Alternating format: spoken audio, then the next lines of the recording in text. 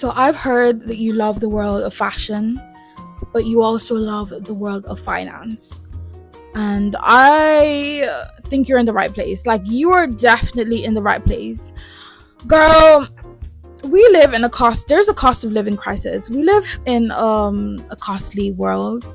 Things are, I don't like to use the word expensive, but things can be expensive.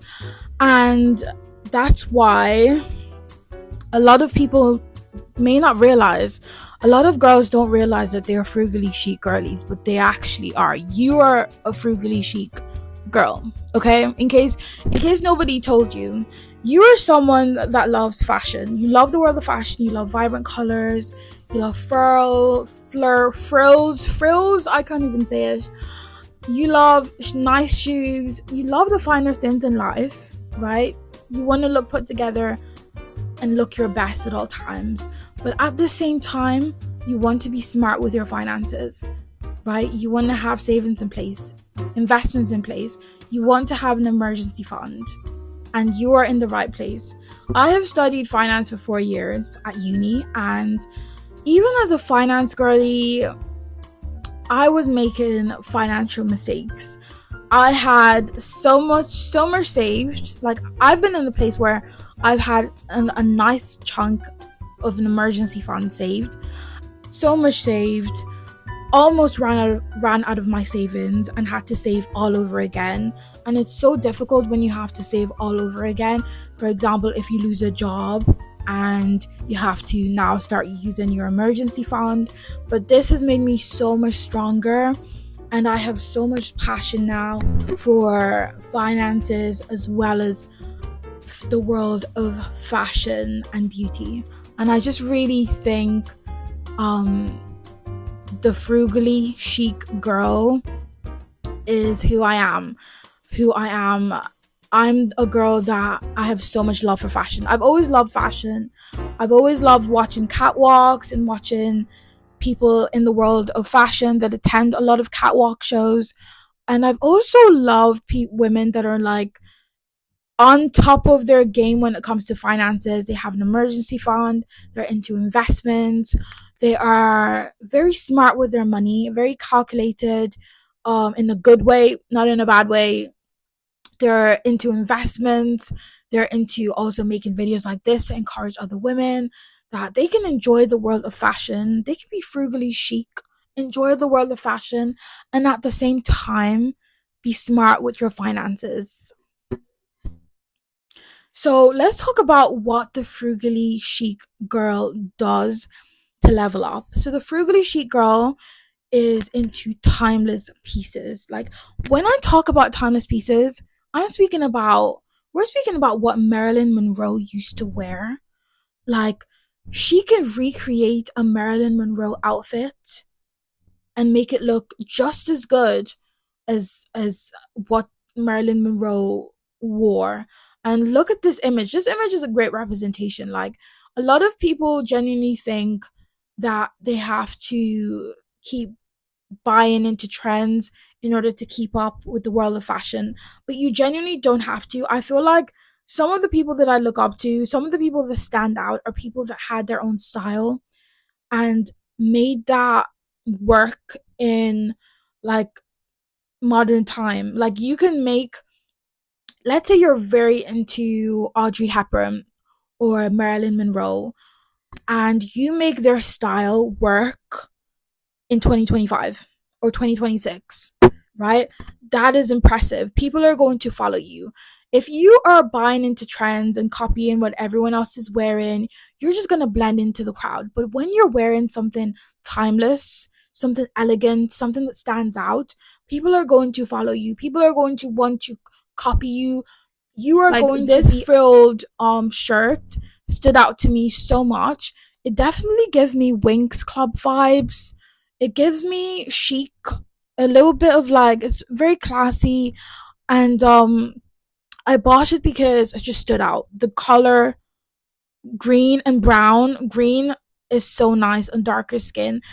Green complements every skin color, don't get me wrong, but it just complements brown skin. Like, and this is what I'm talking about. I'm speaking about not only timeless fashion, But the frugally chic girl also knows what complements her skin color, what complements her body type. We're not just buying things just for the sake of buying things. We're not impulse buying. We're not shopaholic. We're intentional with our spending. We're intentional. We're buying things based on who we are as an individual. You need to know your style personality, first of all. Are you a girl that loves frills? Are you a girly girl that loves pink and burgundy?